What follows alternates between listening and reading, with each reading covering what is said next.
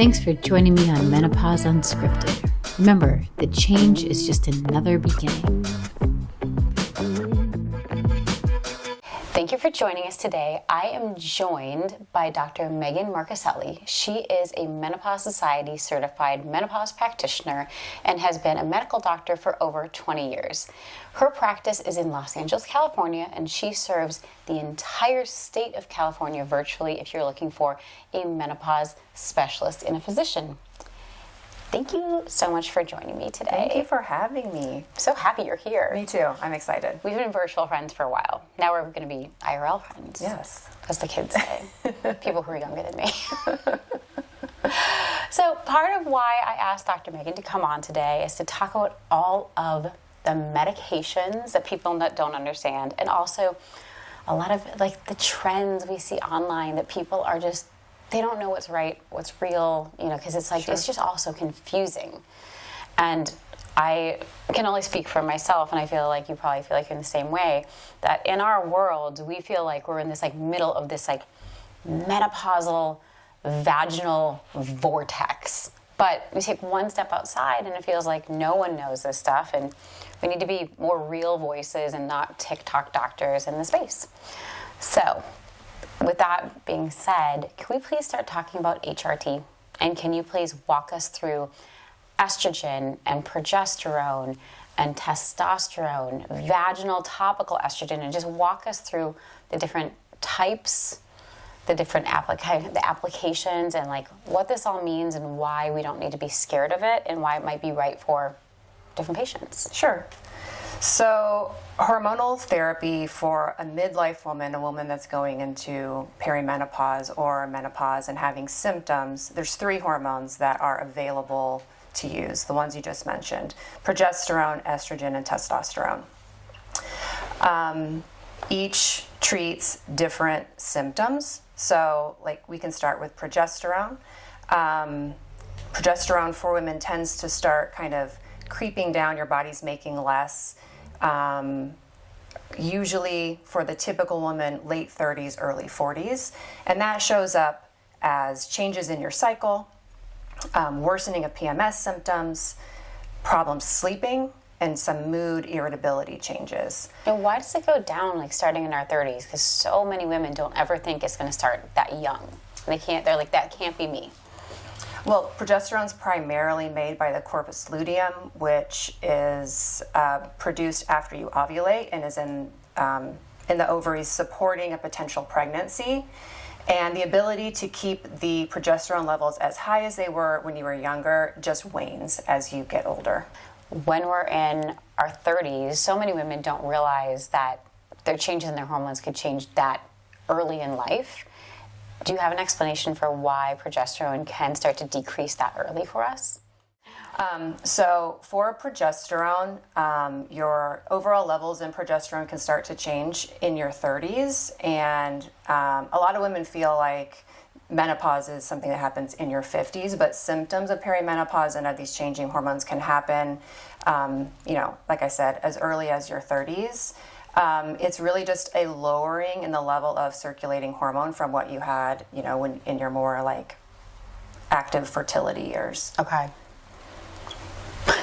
Women like literally just are always like, to me, they're like, that can't be me. I'm not in perimenopause. Like, right. That's my mom. And I'm like, sorry, this could also be you. So with progesterone, you're kind of like looking at that symptom, like kind of spectrum of like reduced sleep and whatnot that you're saying before. Right. So you may see changes in your cycle where your cycle gets further apart, your bleeding pattern can change, your period can get closer together, your spotting, all sorts of changes with your cycle. And then worsening of PMS symptoms. So more irritability around your period, more pain and cramping with periods. And also disruptions in your sleep pattern and in mood, just kind of in general. I have to ask, is this part of what happens with PMDD? Because this is something that I keep hearing more and more conversations about, is this PMDD syndrome, and women just don't really seem to understand a lot about it, myself included. Yeah, PMDD is a different diagnosis than changes in progesterone. So those are 2 separate things. Got it. We can maybe circle back to that later. Sure. So, okay, so we got progesterone, and then in terms of like medications, like how do you give a patient progesterone? Because we hear about all these different like ways that we're given hormones. Like, what's the best way for progesterone? So the best way to use hormone therapy, the best progesterone form for hormone therapy is micronized progesterone in an oral form. Okay. It's the best absorbed. It provides the most uterine protection. Okay. There are also some topical forms. You may have heard of like compounded progesterone cream. I don't love those for women that have a uterus because it doesn't offer as good of protection against uterine cancer that micronized oral progesterone does. Got it.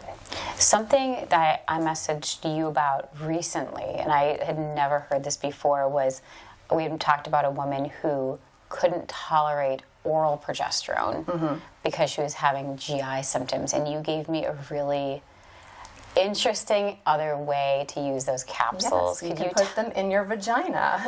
I had never heard that, and like, why would that be different? Like, why would that be different in terms of like side effects than if I was to swallow the capsule? So it bypasses the digestive tract and first pass metabolism. So it's going directly into the bloodstream when you insert it vaginally. And some women don't tolerate oral progesterone very well. There are a subset of women whose symptoms will become worse, more fatigue, more irritability from taking oral micronized progesterone. So then the next step for them would be to try some vaginal. Use that capsule. You can use that exact capsule that was prescribed orally and insert it vaginally. Like the things we learn, right? The things like, you're like, why didn't they teach me this in health class? Like, never. Right. So for me, because I've been on progesterone, I've been on HRT now since last August. God, it's been a year. It's like, oh, like, happy anniversary to my HRT, I guess. I take my progesterone at night before I go to bed. And the biggest thing I noticed was a reduction in my nighttime hot flashes, because that was probably one of the worst symptoms I was having. Why would taking it at night help my hot flashes if I was someone who was new to this versus taking it, say, in the morning? Like, why would you tell a patient like a different time of day specifically with progesterone? Well, I really like progesterone at night, mainly because it helps you relax and fall asleep. Okay. So it is exactly like why I'm taking it at night. Yeah. In the day, you might find it makes you groggy or tired. So an hour before bedtime is really the best time to take it. And why does it help hot flashes? Okay, damn it, another hard question. Don't worry about it. I'm like, you give my hard questions with but we can take as many as you want. So any of the three hormones, people traditionally think of estrogen as being that hot and dry hormone, and replacing estrogen corrects vasomotor symptoms of hot flashes and night sweats. Okay. But all three, testosterone as well, can help with hot flashes and night sweats. Interesting. So what my taking the progesterone at night might not be actually the thing that's making the hot flashes better. It's probably like more of the combination of the three that's actually helping. Mm-hmm. Okay. And I take all three. Very avid user. I'm just gonna throw that off. Me too. So here's the thing: is like, I want to talk about estrogen and testosterone. But that being said, I think this is a really great time to talk about, like, you and I are avid users, and we both are proponents of this. But this is kind of like circling back and kind of new again. So can we talk about the study that freaked everybody out for a minute? Can we just like break that down for a second?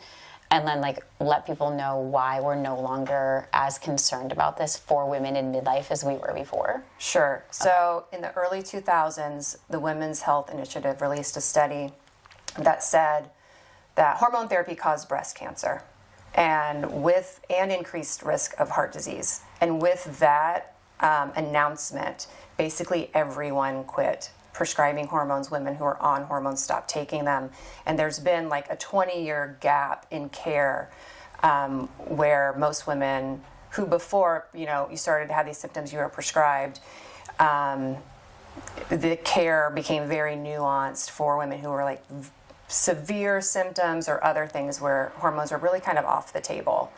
In reevaluating that study, a few things were found that were problematic. One, the average age of the women in the study was 65. Okay, so significantly older than people generally are considered to be in midlife. Right. Okay. So so the women who are 65 were then started on Premarin and progestin. Okay. And what we now know is not that it's off of the table, but we like women to start hormones within 10 years of either side of menopause. Okay. With menopause being age 51, a lot of these women who are age 65 were past that 10-year mark. So then suddenly giving them a bunch of hormones can be detrimental to their health. And would you kind of agree that like now, like those older women, like if you're above 10 years past, would you say that those women are not necessarily like no longer a candidate for HRT, but like maybe just they need more testing before it's given to them? That's right. So you want to make sure that they don't have significant heart disease or other chronic illnesses that you wouldn't want to give hormones for. One thing that all women are candidates for, regardless of age, is vaginal estrogen. Right. So those women outside of that 10-year mark, if you were for some reason not a candidate for systemic hormones, vaginal estrogen for genitourinary syndrome and menopause is still an option for you. Did you see the FDA conversation this week where they were literally talking about the vaginal estrogen and UTIs? Mm-hmm. Like that was one of like the most powerful things I've seen in a while. And with vaginal estrogen and like the gynecological symptoms of menopause, the GSM symptoms, like why is it that systemic estrogen is so powerful when we use it? I'm sorry, I said that wrong. Why is it that topical estrogen is so powerful in helping to fix those symptoms, treat those symptoms, as compared to just taking a systemic estrogen? So the topical application to the vaginal tissue is really important. It gets absorbed right into the cells where you have placed it. And those tissues with estrogen deprivation that happens during perimenopause and menopause, that tissue, people don't love this term, but atrophies. So it becomes thin. It's not like spongy, healthy tissue. There's less moisture and lubrication from those cells. So when you apply the estrogen cream right to the tissue, it rejuvenates the cells and brings them back into their like healthy, what they were like back in your like 20s, 30s. We're like unsponging the sponge that got squished out. Right. So you're just like refilling the sponge, and it's the dose is very low, and you use it in a way where it's not being absorbed systemically. So that's why any woman is a candidate for using vaginal estrogen. Even breast cancer survivors? Even breast cancer survivors. Okay. And am I correct in understanding that that again is going to bypass the first pass effect, so it's not going through my GI system, which then is part of why we don't have to worry about like everything kind of like a topical application affecting me head to toe? Or am I misunderstanding that? It's at such a low dose that it's not going into the bloodstream at all. Okay. So it's really just right there. Stays right there. Stays right there. And like this is like all of my patients who come in, and not all of them, but so many of my patients who come in, this is like my pain patients, vaginal dryness. This is going to help all of those women, preventing UTIs because it's helping to maintain the structures, essentially? Yes. Okay. It's like, this is something that no one understands. They're like, why would estrogen help me not get a UTI? And this is like as like early as like perimenopause, like maybe even early 40s, late 30s? Mm-hmm. Okay. Let's talk about, you mentioned Premarin earlier, and I know that's a form of estrogen. Can we talk about for just a second about like the different forms of estrogen to kind of help to clarify? Sure. So, or like the brand names maybe? Sure. So Premarin is oral estrogen form. People like to talk about synthetic and bioidentical hormones. Hear that all the time. That doesn't mean bioidentical doesn't mean natural. It's also synthetic in the meaning that it's made in a lab or by a pharmaceutical company. But Premarin is going to be a synthetic, whereas estradiol is Bioidentical, meaning it's exactly like the estrogen made in your body. Okay. But I don't have to worry about some weird thing where it's like pregnant women are like peeing into cups and that's where my meds came, right? Like, right. So it Premarin is so weird, but like people are like, where did it come from? It is made from horse urine. That is true. But not people urine. Not people urine. So I, in my practice, like to use the bioidentical hormones first to, that's where I start with everyone. Okay. That's not to say that synthetic hormones are bad. They just have different pros and cons, and I think what's most like your body is the best to start with. Makes total sense. And then in terms of, we talked about how we can use progesterone like as a capsule. How do you prescribe estrogen? Like what's the form? So I typically start with a transdermal estrogen, usually a patch. Okay. A patch can be used once a week or twice a week, depending on how it's prescribed to you. There's also other transdermal forms. There's a gel. Okay. There are creams. There is a mist that you like spray on yourself. Really? I didn't know there was a mist. Now I'm like just totally imagining something like full commercial style. The transdermal estradiol doesn't have the same risk profile as an oral estradiol does. Not to say oral estradiol is unsafe. It is safe, but there is less risk of blood clots or strokes with a transdermal estrogen. Is this the same first pass effect business, or like it has to do with metabolites? Yes. How we metabolize the medication. Okay. I feel like everyone's just so worried about blood clots. It's like, how can we like do that and not have these concerns that everyone has? And blood clots is like the same as like heart attacks and strokes, right? Like they're all in that same category of why people were freaked out about taking estrogen in the first place. Yes. Okay. So with the estrogen patch, do you start with like a really high dose of estrogen? Do you start at like the low dose? Like where does somebody start? Like where, if they were going to see a provider, like what should they what should the assumption be, or what should they be asking for? For the typical patient, you should start at the lowest dose. Okay. Some women, younger women who are going through early menopause or premature menopause, that woman would start at a higher dose. Why is that? Because they're used to the higher dose. Okay, so you're basically trying to like match what's in their system versus like, for me, I had nothing, and so like I'm hormonally bankrupt, so I'm starting at a low amount to make sure that I can handle it. Well, starting at a low dose to see if it alleviates your symptoms. Okay. So there's no reason to give you 4 times the estradiol that you need to alleviate your symptoms. So let's start low, see how you respond, and then titrate up from there. Makes sense. For women who are on birth control, the difference between birth control and like HRT, like when we're talking about like estrogen for estrogen, what is the difference? Because I feel like people think like, oh, birth control is fine, but HRT is so bad. So like, can we kind of talk about that for a second? Like why we have this like discrepancy and like what the actual differences are? Yeah, there are some birth control. There's tons of birth controls on oral contraceptives on the market. Some do have estradiol, but none are a combination of estradiol and micronized progesterone.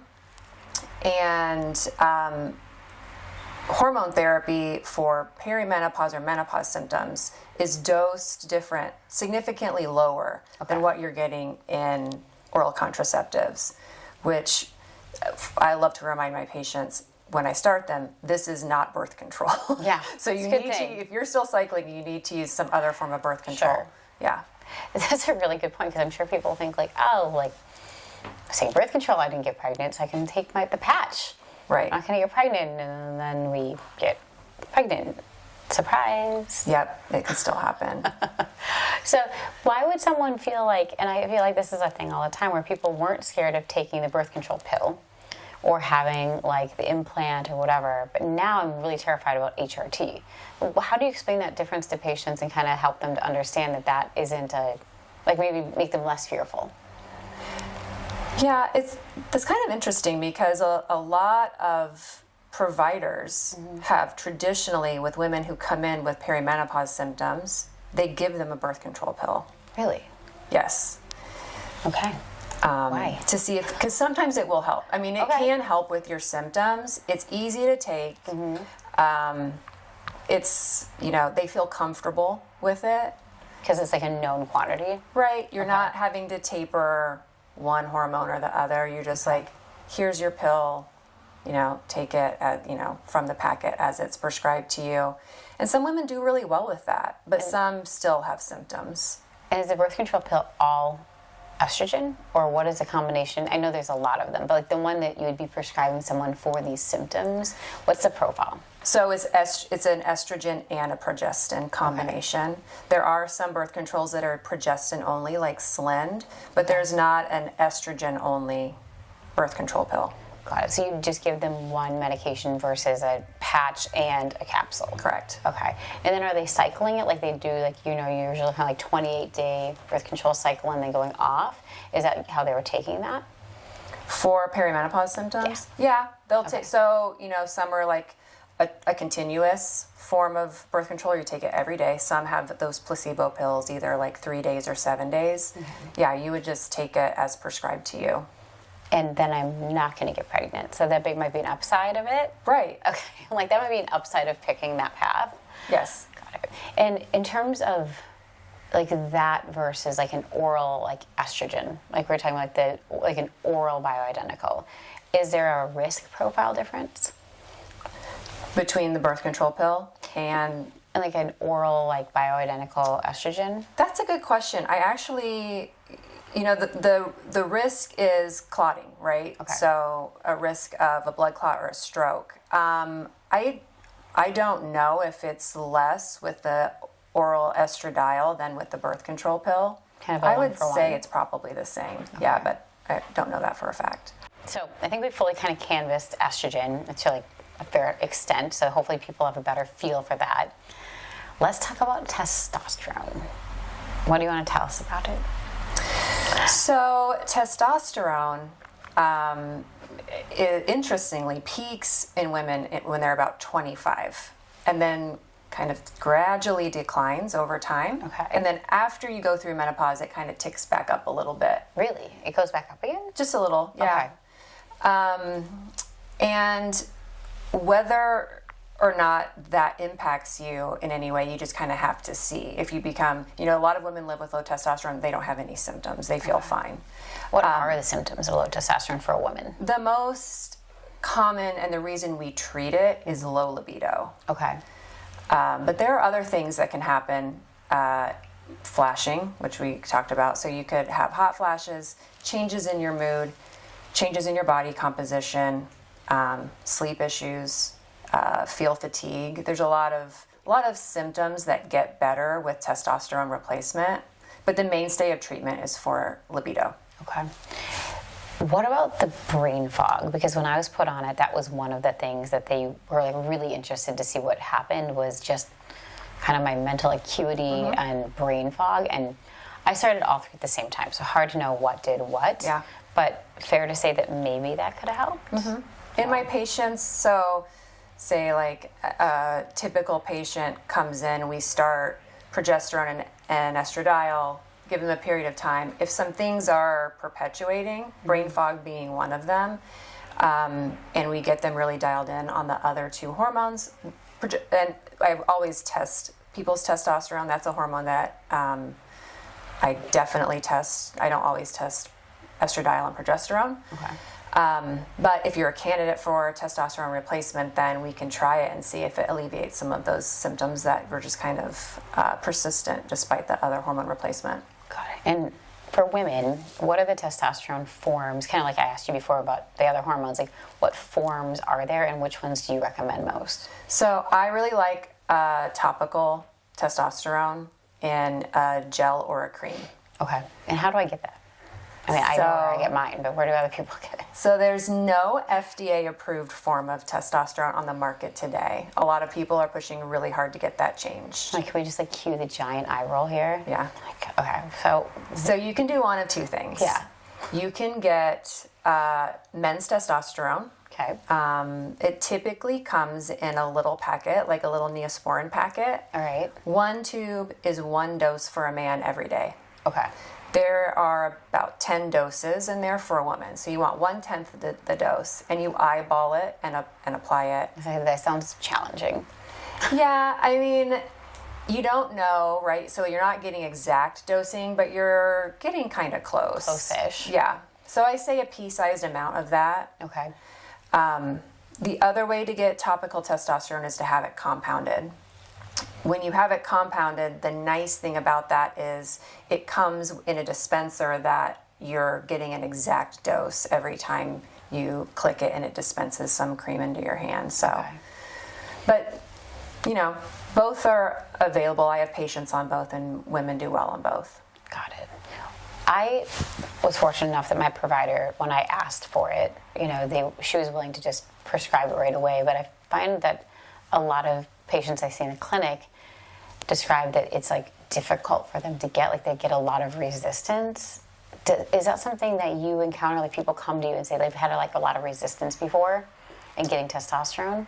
Yeah, I find that the patients have a lot of resistance getting any hormone therapy. Testosterone is a controlled substance, so that may be part of the reason why doctors are more hesitant to prescribe it. It also requires closer monitoring. So once you start, I'm going to retest your testosterone levels in like 6 to 8 weeks to make sure that you're falling within the range that we want you to be in, and then we make adjustments on your dose from there.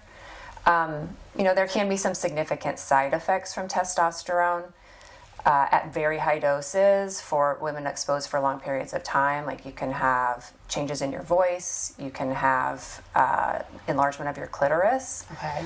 I always tell patients I'm not trying to transition you. I'm just trying to treat your symptoms. And so we start low and slow. Why you're here. Yeah. We start low and slow, and we monitor your levels to make sure that we're keeping you in a range that is appropriate for women. Got it. Talk about testing. You know, this is something that people ask me all the time. They're like, how do I know my estrogen's low? How do I know my progesterone's low? And like, is it saliva? Is it blood work? Is there testing? Because this is something people ask all the time, where they come in and say, they said my estrogen's normal. And I'm like, okay, but like they still have all these symptoms. So is there testing for this? You can have testing. Serum testing, I think, is best. If you're cycling, then you need to know where you are in your cycle and have the testing done at a certain time. So Which would be? So I like to do it the 3rd day of your period. Okay. That being said, the level of hormone that we see on the lab is just what's in your bloodstream when that needle goes in your arm, right? Okay. And what women are experiencing in perimenopause is a fluctuation of hormones. So it could be normal, Okay. but at different times of day or at different times in your cycle, it's abnormal. Got it. So we're looking at like a snapshot, so it's not really showing us the full picture. Right.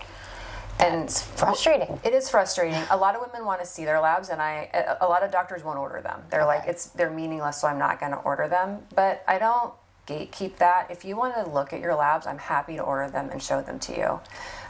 But what I think in my practice philosophy is, if you're symptomatic, I'm going to treat your symptoms. I'm not treating the lab value. Makes sense. Why do you think other doctors are like resistant to prescribing hormones in general? Is it just because like they're not comfortable with it? Is it because they don't believe in it? Is it kind of a combination?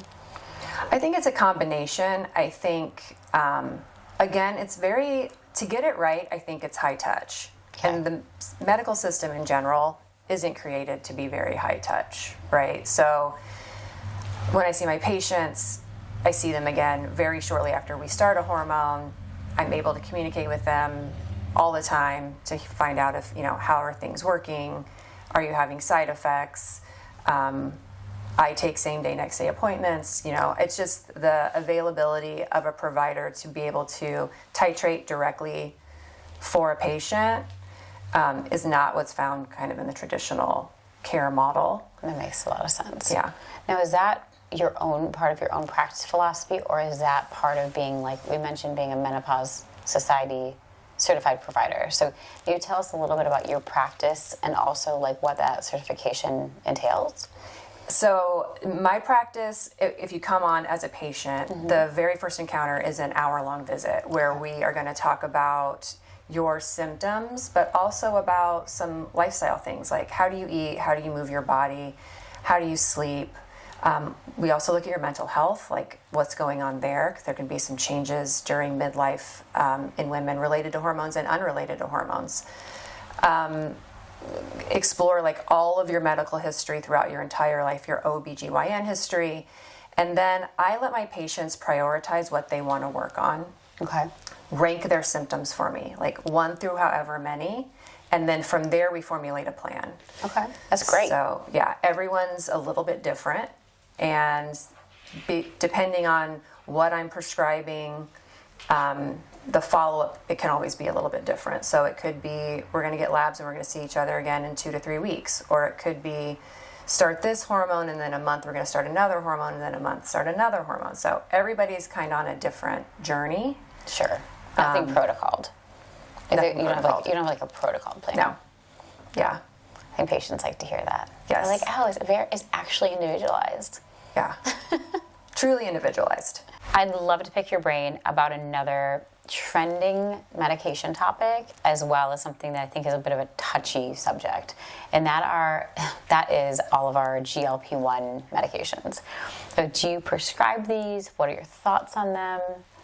I do prescribe them. My thought is that they are a great tool in the toolkit to help people who are overweight get back to, a healthy weight.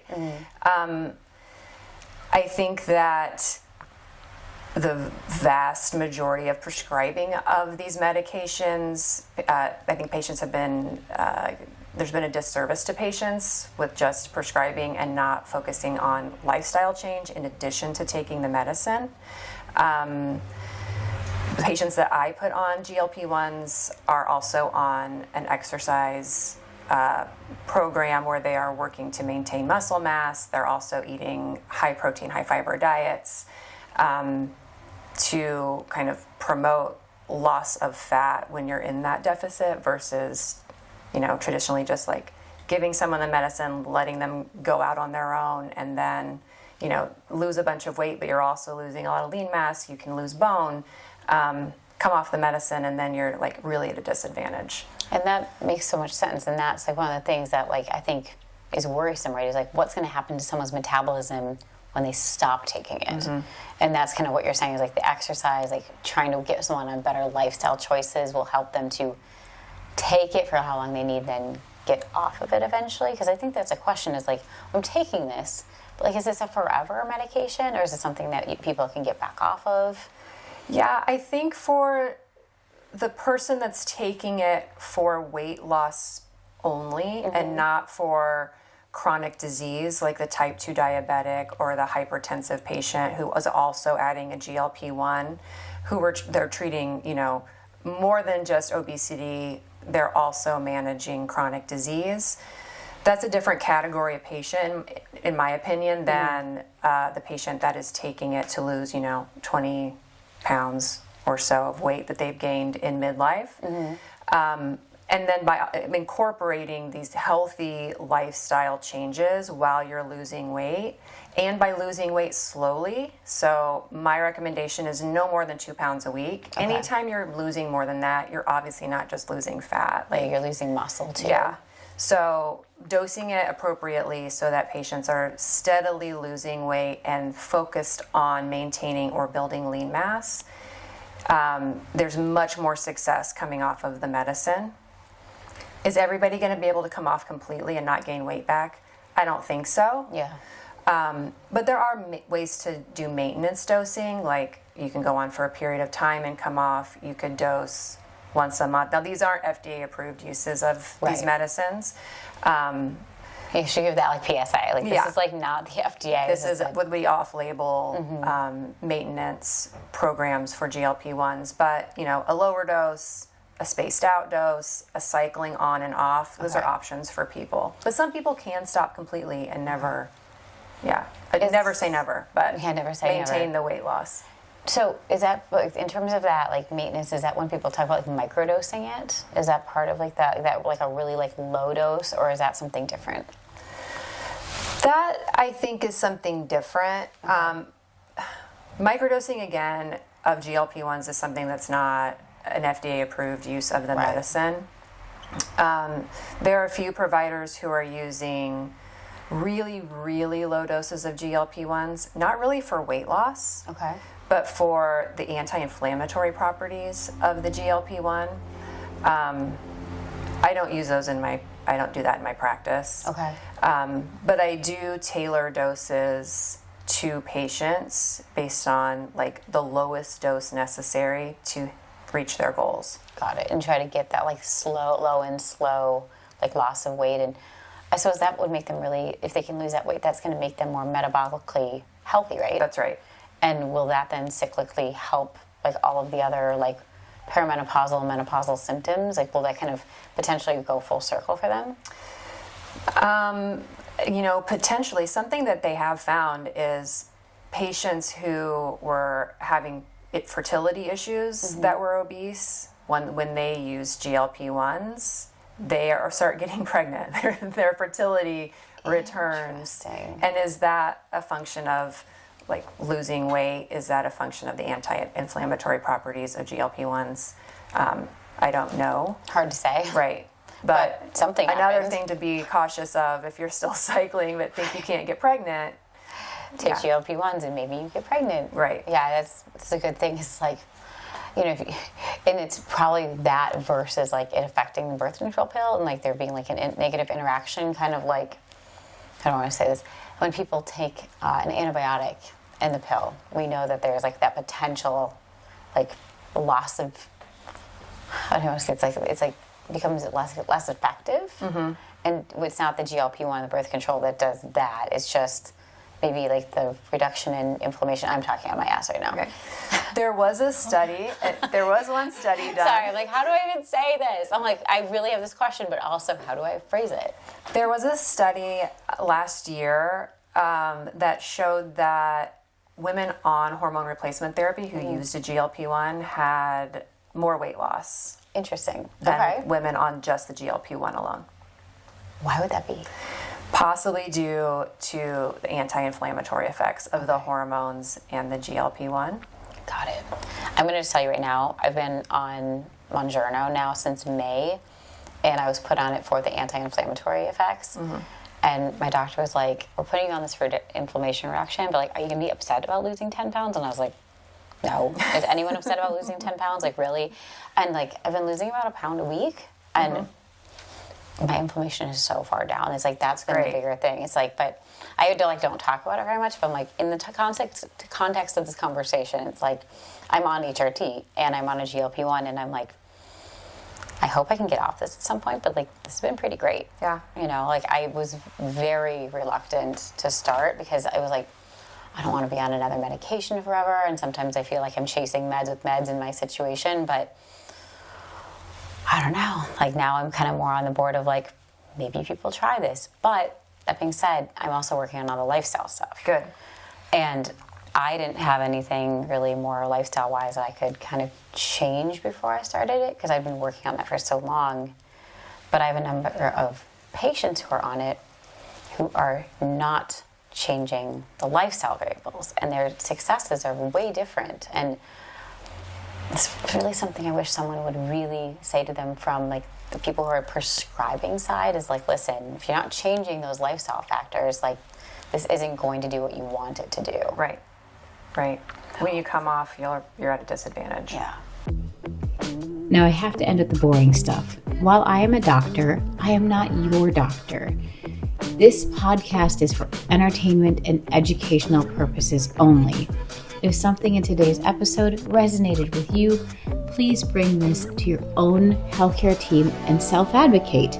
We always are promoting that. I cannot wait for you to join me on next week's episode of Menopause Unscripted for another hot topic.